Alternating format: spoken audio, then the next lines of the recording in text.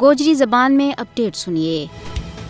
بھارت کے زیر تسلط جموں کشمیر میں آزادی کی مقدس اور ملی تحریک نہ ختم کرنے واسطے بھارتی حکومت نے طرح طرح کا حربہ اور ہتھ کنڈا استعمال کرنا شروع کر چھڑے آئے۔ کشمیری خوف اور دہشت کا ماحول میں گھٹن محسوس کر رہے ہیں۔ 10 لاکھ غاصب فوج نے کشمیر نہ ایک عسکری زون میں بٹا چھڑے ہوئے ہیں۔ بھارت اپنی پروپیگنڈا مشینری کے ذریعے اپنا غلیظ کرتوتوں پر پردو نکال سکتو۔ امن کی واپسی بھی دنیا نے گمراہ کرنے کی ایک چال ہے۔ کشمیری اپنی سرزمین پر اوپرا بنایا جا رہا ہے۔ عملاً کشمیریوں کی زندگی صفاق بھارتی فوج نے کامن کر چھڑی ہے۔ ہر بکھی ظلم و جبر کو راج ہے۔ بھارت نے کشمیریوں تو جین کو حق بھی کھس لی ہوا ہے۔ ہر پاسے لوگ کی چھنڈک اور بارود کا دھواں نے ماحول نہ گن رو کر چھڑے ہوا ہے۔ مودی حکومت کشمیر میں ہر اس اختلافی آواز نہ دباڑوں چاہے جڑی اس کی بربریت کو پردو چاک کرے۔